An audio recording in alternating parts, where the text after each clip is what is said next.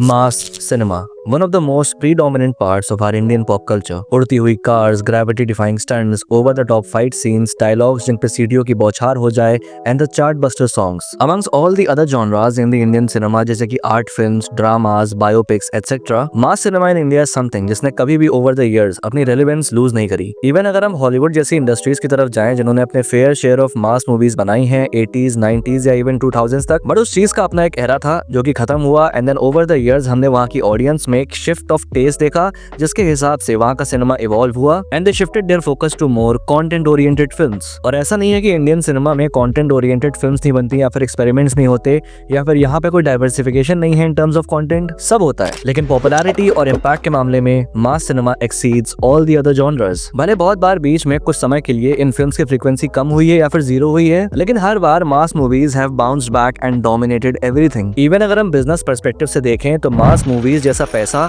Indian cinema में और कोई जॉनरा नहीं बना सकता, with a few exceptions of course. Pushpa 2 जिसने अपने रिलीज के एक हफ्ते में ही 1000 करोड़ क्रॉस कर लिए, ये अपने आप में एक बहुत ही लाउड स्टेटमेंट है और टेस्टामेंट है to the popularity of mass cinema in India. Even अगर पिछले 5 से 10 साल की फिल्म्स तुम उठा के देख लो जिन्होंने बॉक्स ऑफिस पर अच्छा कलेक्शन किया है, उसमें से मैक्सिमम मास मूवीज हैं। Obviously there is a set of audience जो कि इस जॉनरा की बहुत बड़ी फैन नहीं है। There has been tons of criticism, trolls and even hate against mass movies जो कि आज भी चलता है, लेकिन फिर भी the production of these movies never stops क्योंकि at the end of the day they give business and just like any other industry cinema is also business. लेकिन हर चीज का एक एक्सपिरेशन पीरियड होता है, क्या वो सेम चीज यहाँ पर भी अप्लाई होती है? क्या मास सिनेमा भी एक टाइम के बाद इंडियन सिनेमा से गायब हो जाएगा? Will the audience get tired and eventually the genre will die? तो इस चीज का जवाब मैं तुमको अभी दे देता हूँ, दैट नो, नेवर। लेकिन ऐसा क्यों? वेल, इसके पीछे बहुत से रीजंस आते हैं, from the history of mass cinema in India to the resurgence and the pan India impact of this genre, particularly due to the south cinema, जिसके बारे में इन डिटेल बात करेंगे आज की इस वीडियो में एंड जानेंगे कि why mass movies will never die in Indian cinema.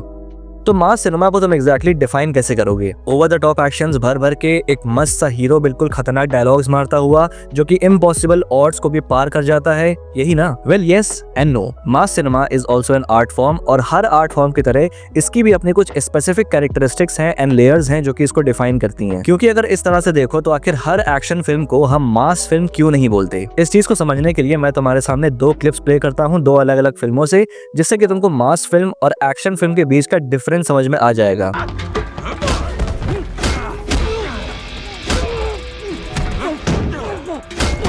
क्या देखा तूने ना उसको? सलार दे मेरा तेरा।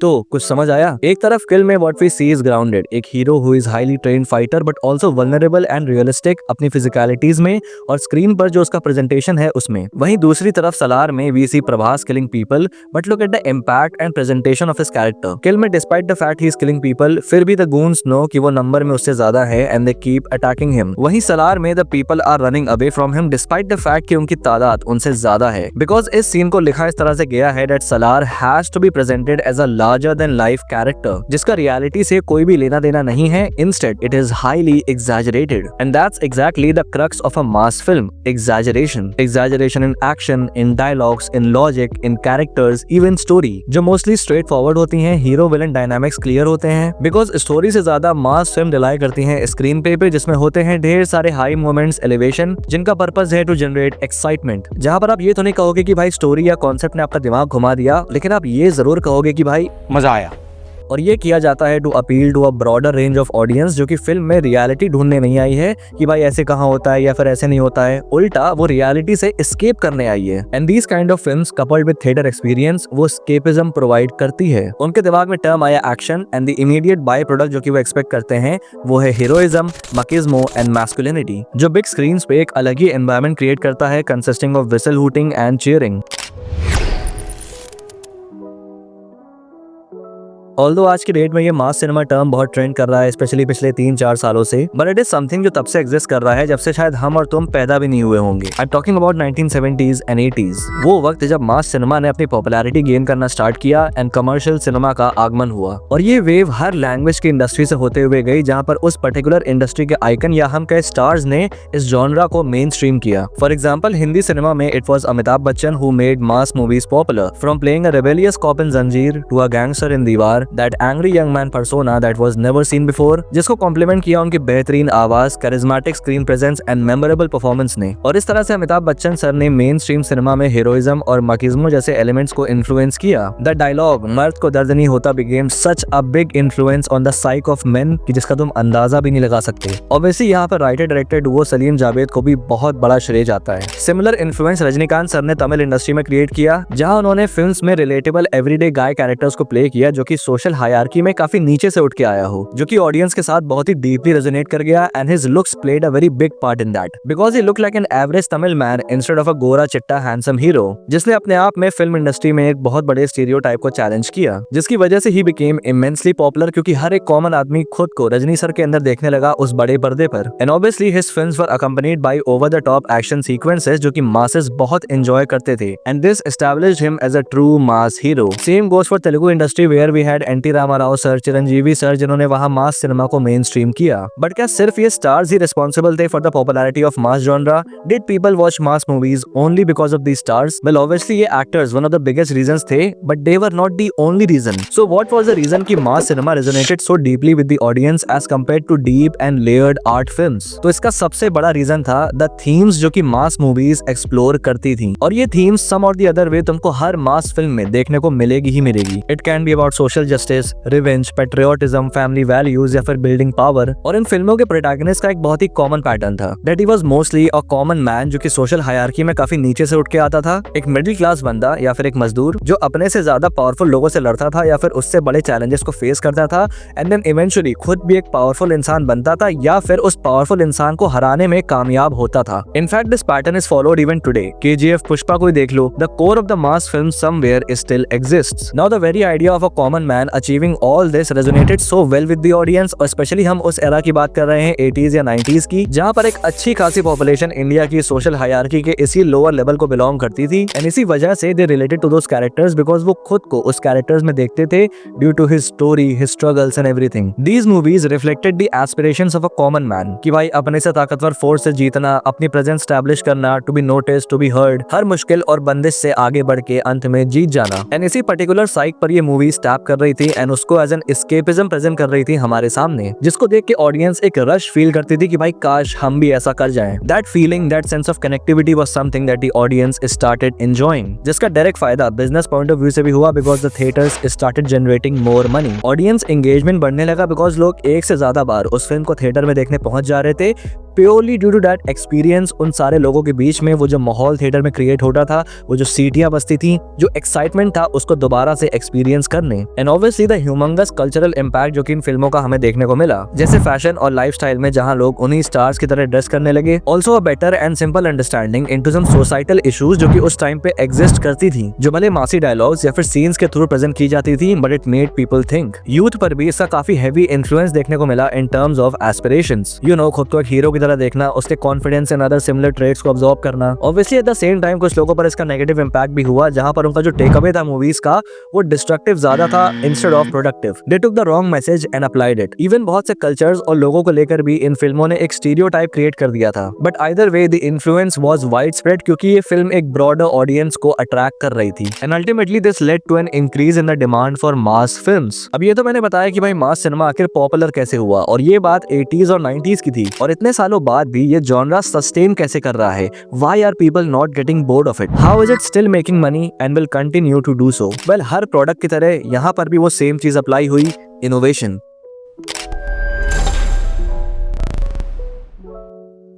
बॉलीवुड में मास सिनेमा एरा बहुत लंबा नहीं चला, specially after the 90s and 2000s, जहां बॉलीवुड में एक नए वेव की शुरुआत हुई and the industry took a departure from mainstream masala films. Ram Gopal Varma, Mani Ratnam या शेखर कपूर जैसे फिल्म मेकर्स की एंट्री हुई who created more realistic, socially conscious and experimental films. And इसी एरा ने एक नए जनरेशन ऑफ एक्टर्स का भी राइज देखा, जैसे कि SRK, सलमान, आमिर खान, ऋतिक रोशन। बहुत सारी डिफरेंट थीम्स पॉपुलर होने लगी, जिसमें कि light hearted and romantic films were the most popular. And फिर एक तरह से मास सिनेमा ऑलमोस्ट डिमिनिश हो गया। लेकिन मैंने तो भी वीडियो में कहा कि mass cinema never became irrelevant. Well, it never did, क्योंकि सिर्फ बॉलीवुड ने अपना मुंह मोड़ा था इससे, but on the other hand the south cinema, especially Telugu, Tamil and Kannada, they kept capitalising on mass cinema और ये उनके सिनेमा कल्चर का एक बहुत बड़ा पार्ट बन गया। लेकिन ये सब कुछ एक डिफाइंड टेम्पलेट फॉलो करके पॉसिबल नहीं हो पाया। People will eventually get tired of the same formula और पैटर्न। सेम जॉनरा चाहे वो कितना पॉपुलर क्यों ना हो, उसमें तुम्हें टाइम टू टाइम कुछ अलग करते रहना पड़ेगा ताकि ऑडियंस का इंटरेस्ट उसमें बना रहे। And that's exactly what south Indian cinema did. They started innovating mass movies. फिर चाहे वो टेक्निकल एडवांसमेंट्स हो, स्टोरी टेलिंग टेक्निक्स हो या इवन कैरेक्टर राइटिंग्स हो, बेसिकली दे रियलाइज कि भाई मास सिनेमा भी एक बहुत अच्छा माध्यम है वेल रिटन स्टोरीज को प्रेजेंट करने का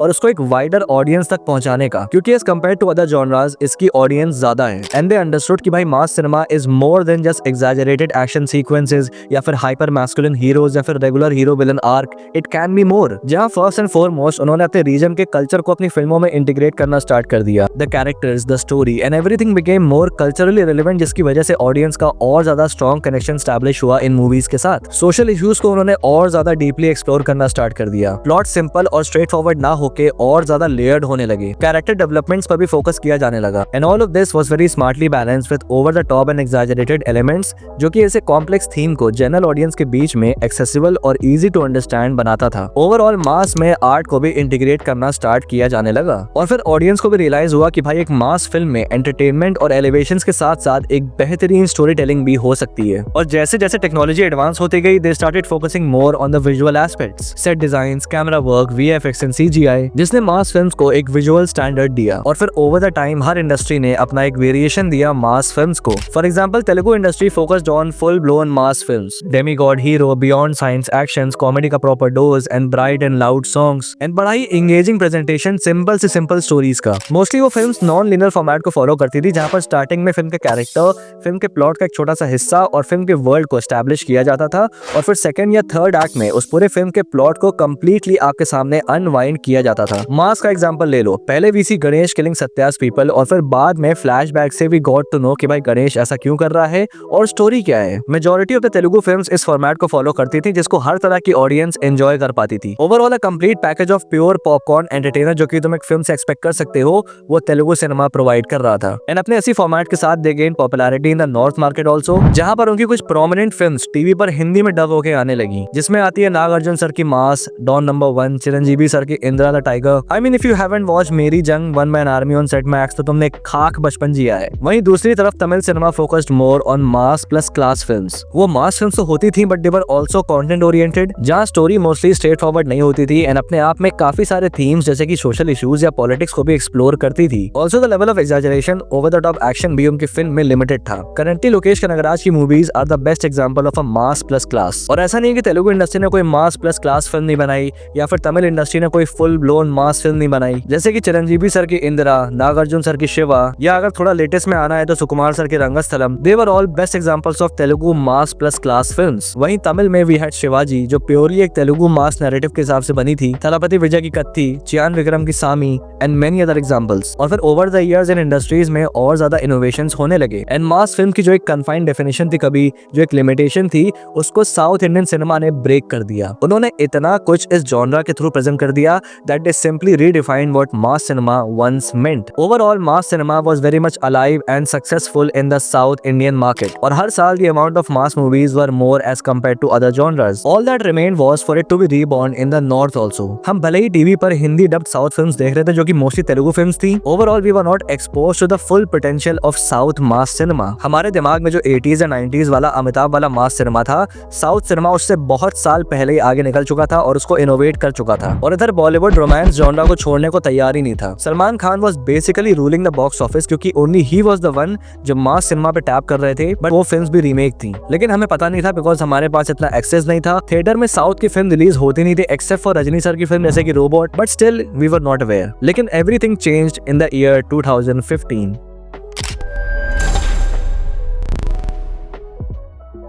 साल 2015 में डायरेक्टर एस राजामौली की film Baahubali the beginning release हुई, which also got a big release in the north। Rajni sir की रोबोट के बाद से this was the next big South Indian release in the north market। जैसा मैंने बताया कि उस टाइम पे हिंदी ऑडियंस के पास the only access to South films were the Hindi dubbed films जो कि टीवी पर आती थी, and theaters में the only choice they had were Bollywood films, जो कि उस टाइम पे कुछ ऐसा extraordinary ऑफर नहीं कर रही थी। Of course selected art films आती थी जैसे कि मसान या Aligarh, but again that films were not meant to cater to a wider audience। बाकी बचे directors were trying to copy the western tropes in their movies जो उसे इंडियन ऑडियंस के लिए एकदम ही irrelevant कर रहा था। लेकिन जब बाहुबली आई तो ऑडियंस पागल हो गई। They saw something जो कि उन्होंने कभी सोचा भी नहीं था कि एक इंडियन फिल्म में उन्हें देखने को मिलेगा। The scale, the storytelling, the vision and obviously the mass appeal जो कि हर तरह की ऑडियंस को cater करने की capability रखती थी। Baahubali just became a sensation all over India and it was immensely popular in the north market, earning over 118 crores alone in the Hindi belt, making it the highest grossing South Indian movie in the Hindi market at that time।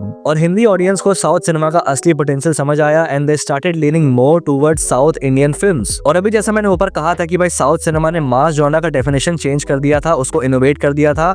Baahubali was the example of such an innovation. S Rajamouli ने larger than life storytelling को cutting edge visuals के साथ combine किया which gave Baahubali a global appeal. और ये राजामौली का style हमेशा से था। जो आर्टिस्टिक एस्पेक्ट्स थे उनके फिल्म के उसके ऊपर तो उनका काम खतरनाक था ही, बट उन्हें ये पता था कि कौन से कमर्शियल एस्पेक्ट सेल होते हैं और उन्हें बड़ी स्मार्टली वो अपनी फिल्म्स में ब्लेंड करते थे जिससे कि उनकी फिल्म्स को मास ऑडियंस को भी रीच मिलती थी। In short he created artistic commercial films. फिर बाहुबली 2 आई and the game change forever. Baahubali 2 की सक्सेस वाज मासिव। किसी ने सोचा भी नहीं था कि एक साउथ की फिल्म हिंदी मार्केट में इस तरह से तहलका मचाएगी and south Indian commercial films के रास्ते यहाँ से खुल गए, क्योंकि बाहुबली की सक्सेस के बाद से दूसरे फिल्म मेकर्स को भी कॉन्फिडेंस आया कि भाई हम भी अपनी फिल्म्स को नॉर्थ में रिलीज कर सकते हैं। और हर वो साउथ डायरेक्टर जो कि अपने बड़े प्रोजेक्ट पे काम कर रहा था उनको एक पोटेंशियल मार्केट दिखा नॉर्थ में, और इस बैंड वैगन को टैप करने वाला दूसरा इंसान बना Prashanth Neel, who gave us KGF Chapter 1। Initially ये फिल्म सिर्फ और सिर्फ कन्नड़ा में रिलीज होने वाली थी, बट एक्टर यश ने देखा कि what Baahubali did in the north and he insisted कि भाई KGF को भी एक पैन इंडिया रिलीज दी जाए। KGF ऑब्वियसली कोई मैमथ ब्लॉकबस्टर साबित नहीं हुई, लेकिन it grabbed a lot of attention in the north market, specially for the character of Rocky और एक बड़ा ही अलग तरह का मास मूवी प्रेजेंटेशन। जो स्टाइल था KGF का, जो एलिवेशन सीन्स का प्लेसमेंट और डायरेक्शन था, वो लोगों को बहुत पसंद आया। इतना कि KGF की फिल्म मेकिंग स्टाइल दूसरे कन्नड़ा डायरेक्टर्स भी कॉपी करने लगे। And obviously the character of Rocky जिसको देख के लोगों को अमिताभ बच्चन का वो एंग्री यंग मैन एरा याद आ गया, और जो रॉनेस थी फिल्म की उसकी वजह से मास ऑडियंस और ज्यादा इन्वेस्ट हुई फिल्म में। एंड KGF चैप्टर 2 से पहले तेलुगु इंडस्ट्री से भी पुष्पा द राइज ने एंट्री मारी, जिसने अगेन नॉर्थ में धमाल मचाया। ऑब्वियसली यहाँ पे एक एडवांटेज ये भी था कि भाई अल्लू अर्जुन की ऑलरेडी नॉर्थ में एक बहुत ही बड़ी फैन फॉलोइंग थी, लेकिन दूसरे फैक्टर्स वही सेम चीज थे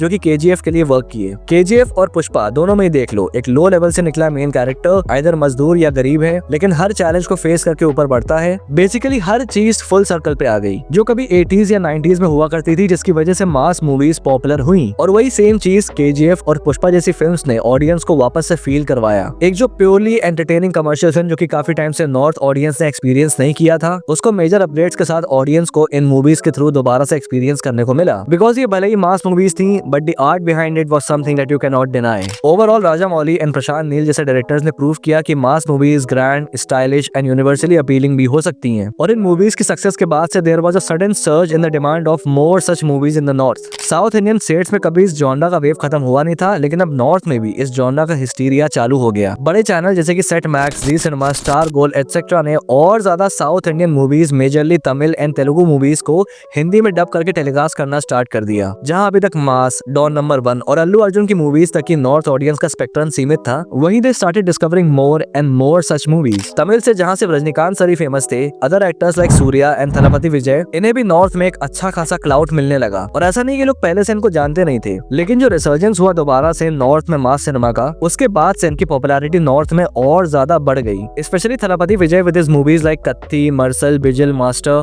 which were loved by the audience. और फिर पोस्ट कोविड 2022 में आई KGF chapter 2 which covered up for everything जो KGF चैप्टर 1 में लैक किया था in terms of box office numbers and popularity. Baahubali 2 के बाद से वो सेम हिस्टीरिया KGF चैप्टर 2 में हमें देखने को मिला। Rocky became an actual brand and फिर अल्टीमेटली मास जॉनरा का एक पैन इंडिया इंडिया रिसर्जेंस हुआ। अब बॉलीवुड की यूजुअल रोमांटिक फिल्म्स या फिर वो वेस्टर्नाइज्ड फिल्म्स ऑडियंस को थिएटर में अट्रैक्ट ही नहीं कर पा रही थी। जो आर्टिस्टिक फिल्म्स बन रही थी वो अपने ऑडियंस तक पहुंच रही थी और अप्रिशिएट भी की जा रही थी, लेकिन एक लार्ज सेक्शन ऑफ ऑडियंस जो कि ऐसी आर्टिस्टिक या डीप फिल्म्स देखने में इंटरेस्टेड नहीं है, जो कि मूवीज को प्योरली एंटरटेनमेंट के लिए देखता है बिना किसी लॉजिक या सेंसिबिलिटीज में घुसे, उस लार्ज सेक्शन ऑफ ऑडियंस को केटर करने के लिए कुछ भी नहीं बन रहा था। एंड ऑडियंस के इसी सेक्शन को साउथ सिनेमा ने टैप किया and gave them what they wanted. और ऐसा नहीं है कि साउथ सिनेमा आर्टिस्टिक फिल्म्स ही बना रहा था, they created some great art films. But since India में मास ऑडियंस ज्यादा है तो ट्रैफिक और पॉपुलैरिटी भी मास फिल्म्स की ज्यादा हुई। Bollywood also tried to hop on this bandwagon but failed miserably, क्योंकि जो entertainment value south cinema provide कर रहा था अपनी फिल्म्स के साथ, बॉलीवुड वो रिक्रिएट कर ही नहीं पा रहा था। एंड एक्चुअली में जिस तरह का mass cinema south Indian film industry का है, वो स्टाइल उनके अलावा दुनिया में और कहीं एग्जिस्ट ही नहीं करता। एंड RRR का ग्लोबल रिस्पांस प्रूव दैट, जहां foreign audience went bat shit crazy for this film, इधर बॉलीवुड ने भी उस पॉपुलैरिटी पे गेन करने के लिए साउथ इंडियन डायरेक्टर्स के साथ कोलैबोरेट करना स्टार्ट कर दिया, जिसमें आई SRK स्टारर जवान। अब देखो, पठान इसलिए सक्सेसफुल हुई बिकॉज वो शाहरुख खान का कमबैक था, but Jawan was the real shit. Obviously इसको एक साउथ डायरेक्टर ने बनाया था, तो it checked all the boxes of a pure mass entertainer जो कि ऑडियंस को चाहिए थी। And it was obviously a well made film and much better than Pathaan, जो कि SRK की दूसरी 1000 करोड़ ब्लॉकबस्टर साबित हुई। Even a romantic icon like SRK understood the trend और कमर्शियल मास मूवीज की तरफ शिफ्ट हो गए। इवन जो उनकी आने वाली फिल्म्स का लाइनअप है वो सिमिलर मूवीज का है। Lokesh Kanagaraj gain popularity in the north with his LCU franchise. अब जैसा मैंने बताया कि भाई मास ऑडियंस की तादाद ज्यादा है, तो बिजनेस पॉइंट ऑफ व्यू से भी these films became more profitable, क्योंकि as compare to other genre, ये जॉनरा थिएटर की तरफ ज्यादा ऑडियंस को लेके आ रहा था, व्हिच मींस ज्यादा पैसा। जो आर्ट फिल्म्स थी या फिर ऑफ बीट फिल्म्स थी, उनकी क्रेडिबिलिटी OTT के आने के बाद से कंप्लीटली खत्म हो गई, क्योंकि जो इन फिल्म्स की ऑडियंस थी वो भी इस फिल्म को थिएटर में ना जाके OTT पे देखना प्रेफर कर रही थी, which also led to some direct OTT releases of some films. At this point सिर्फ मास मूवीज ही ऑडियंस को थिएटर में खींच पा रही थी due to its entertainment value, जो कि सिर्फ और सिर्फ थिएटर में ही मिल सकता है। That pure theatrical enjoyment वाला experience, the point of movies being a source of escapism, वो escapism ये मूवीज प्रोवाइड कर रही थी, और वो मास हिस्टीरिया अब तक बरकरार है। एंड जिस तरह का लाइनअप है आने वाले 2-3 सालों की फिल्मों का, KGF का 3rd पार्ट अनाउंस हो चुका है, सेम विद पुष्पा, LCU में अभी मूवीज का लाइनअप लगा हुआ है। एंड इसके अलावा बहुत से मेजर स्टैंड लोन प्रोजेक्ट्स हैं जो कि मेजरली मास कैटेगरी में फॉल होते हैं। एंड ये सारी फिल्में फुल स्विंग प्रोडक्शन में है, बिकॉज इन फिल्म का एंटिसिपेशन और डिमांड अभी भी बरकरार है और अभी आने वाले साल में मेंटेन रहने वाला है। देयर इज अ रीजन कि लोकेश कनगराज जैसे डायरेक्टर्स ने पूरा सिनेमैटिक यूनिवर्स बेस किया है इस कैटेगरी के मूवीज के अराउंड। And producers continue to invest in these movies because उन्हें मार्केट ट्रेंड पता है। उन्हें पता है कि एक जो सर्ज आया है मास मूवीज का, वो एक टाइम के बाद ऑब्वियसली नीचे हो जाएगा, लेकिन बियॉन्ड द पॉइंट वो ट्रेंड कभी डिमिनिश नहीं हो सकता इंडियन सिनेमा मार्केट से। लेकिन क्यों?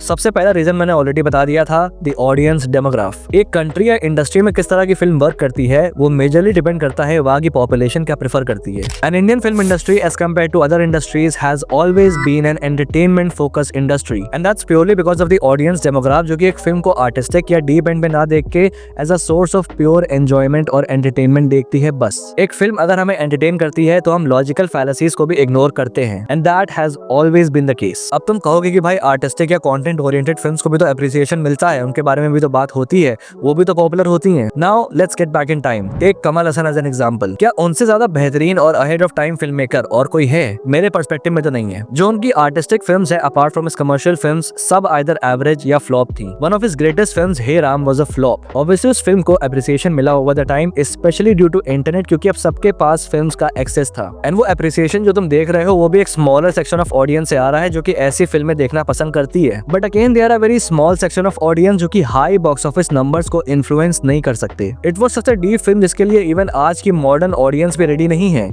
तब की बात तो छोड़ दो, चलो किसी ऐसी हाईली सक्सेसफुल फिल्म की बात कर लेते हैं जो कि मास फिल्म नहीं है। For example 3 idiots. It was the first Indian movie two cross 200 crore at the box office, जो कि उस टाइम पे बहुत बड़ी बात थी। The film dealt with a very serious subject, जिसमें जिधर सीरियसनेस की जरूरत थी वहाँ सीरियसनेस रखी गई, लेकिन अगर ओवरऑल फिल्म का नैरेटिव देखो तो it was quirky and humorous. In fact release के टाइम पे जो मेजरली इस फिल्म को देख के आ रहे थे वो यही कह रहे थे कि भाई क्या मजा आई, क्या कॉमेडी है, बहुत हंसी आई, मजेदार। अब अगर 3 इडियट्स सेम टॉपिक को एक ग्राउंडेड और रियलिस्टिक वे में प्रेजेंट करता तो क्या सेम रिजल्ट आता? हाँ, फिल्म अपना फेयर शेयर ऑफ बिजनेस करती, it would have been held as absolute cinema, लेकिन एंड में ये उसी लाइब्रेरी में आ जाती जहाँ पर लोग कहते कि भाई ये फिल्म अंडररेटेड है and it deserved more. The comedy aspect of this film was the factor जिसने एक वाइडर ऑडियंस को अट्रैक्ट किया, एंड ये फॉर्मूला राजू हिरानी अपनी हर फिल्म में अप्लाई करते हैं। You get my point.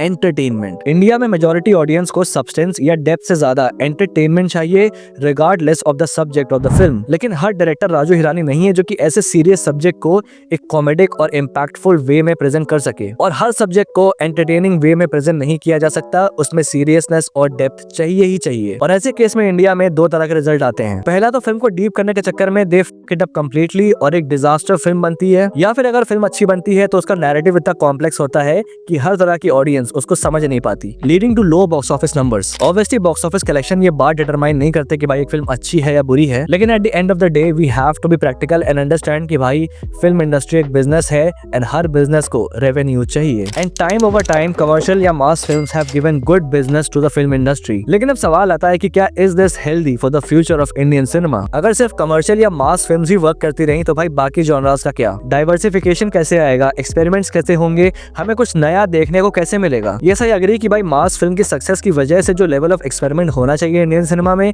वो नहीं होता है, लेकिन इट वुड नेवर स्टॉप, क्योंकि एक परसेंटेज ऑफ ऑडियंस है जो कि ऐसी फिल्म देखती है, and thanks to OTT platform के प्रोड्यूसर्स को लॉस नहीं झेलना पड़ता अपनी एक्सपेरिमेंटल फिल्म्स के लिए। तो एक्सपेरिमेंटल फिल्म या फिर आर्टिस्टिक फिल्म्स अपने नीश को अपील करती रहेंगी, एंड ओटीटी के through they will make their way and will get their viewership. लेकिन मास मूवीज की क्वांटिटी हमेशा ज्यादा रहेगी, उनकी पॉपुलैरिटी हमेशा ज्यादा रहेगी। अब एक बड़ा डेमोग्राफ तो एक फैक्टर है, लेकिन उसके साथ साथ कुछ साइकोलॉजिकल रीजंस भी आते हैं जो इंडिया जैसी कंट्री या इकोनॉमी में बहुत प्रेवलेंट है। एक एवरेज मिडिल क्लास या फिर एक इवन लोअर क्लास बंदे को उठा लो जो कि एक बेसिक एजुकेशन बैकग्राउंड से आया है, money problems, career problems, family issues, future tension, जिससे ऑलमोस्ट 90% इंडिया की पॉपुलेशन डील कर रही है डेली बेसिस पे। ऐसे में फिल्म्स या एंटरटेनमेंट एक बहुत बड़ा सोर्स ऑफ रिलीफ बनता है। और अगर आप रिलीफ के ऑब्जेक्टिव से एक फिल्म को देखने जा रहे हो तो आप किस तरह की फिल्म देखना पसंद करोगे? Something deep, dark, serious, eerie जहाँ पे दिमाग लड़ाना पड़ जाए, या फिर light hearted, easy to grasp, straight forward, एक pure fun form of entertainment beyond realism and logic जो कि एंड ऑफ द डे तुम्हारे दिमाग को रिलैक्स कर दे? ऑब्वियसली एक फ्रैक्शन आता है जो कि डीप फिल्म से ही खुद को रिलैक्स कर पाता है, लेकिन अगर तुम एक जनरल सेंसेस में देखो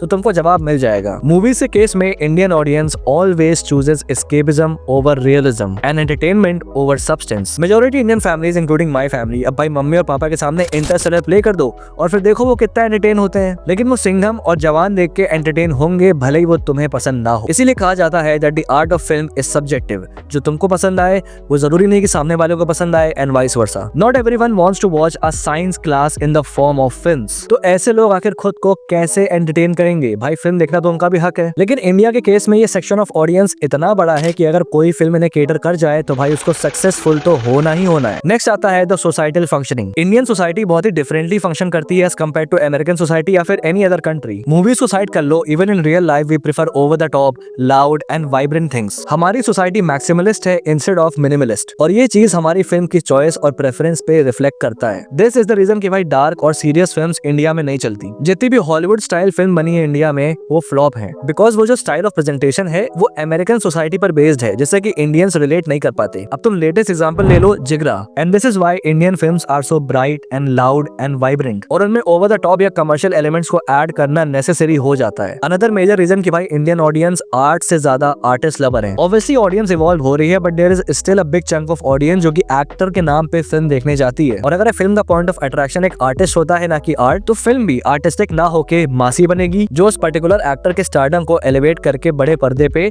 और उनके फैंस को एंजॉय करने को देगी। And as long as all these factors exist, mass cinema will prevail in India. बात रही कि भाई जो ह्यूमंगस पॉपुलैरिटी इसकी चल रही है करेंटली, क्या वो बरकरार रहने वाली है? अब एग्जांपल ले लेते हैं एमसीयू का, जिसकी शुरुआत आयरन मैन से हुई, एंड एमसीयू की सक्सेस के बाद से कॉमिक बुक फिल्म्स का एक एरा चल गया हॉलीवुड में। CBMs became the most profitable genre in Hollywood, लेकिन फिर एक टाइम के बाद सैचुरेशन आया, and currently MCU is not at the same pinnacle it once was. Although wokism इसका एक बहुत बड़ा फैक्टर है, बट सम और द अदर वे ये सुपर हीरो फटीग आना ही आना था, लेकिन वो फटीग आने में 11 से 12 साल लग गए। 11 से 12 साल, but super hero movies did not die, वो अब भी बन रही हैं, और अगर अच्छी बन रही हैं तो सक्सेसफुल हो रही हैं। और अभी इंडिया में जो ये मास मूवीज का पीक आया है, इसको आए हुए अभी 3 या 4 साल ही हुए हैं। So this peak is not going any time soon, but eventually it will. लेकिन मास सिनेमा जिस तरह से रेजरेक्ट हुआ है, specially due to south Indian cinema, इस पॉइंट पे इसका डिमिनिश होना इम्पॉसिबल है। व्हाट विल इवेंचुअली हैपन कि ये एक पीसफुल कोएग्जिस्टेंस फॉर्म कर लेगा somewhere between class cinema and other genres. जो जनरल फुटफॉल्स या थिएटर में क्रिएट करते हैं वो ये क्रिएट करते रहेंगे as long as they serve the purpose of entertainment. Mass audience bore नहीं होगी, ऊपर से यूनिवर्स और ये सीक्वल्स वाला जो कॉन्सेप्ट शुरू हो गया है,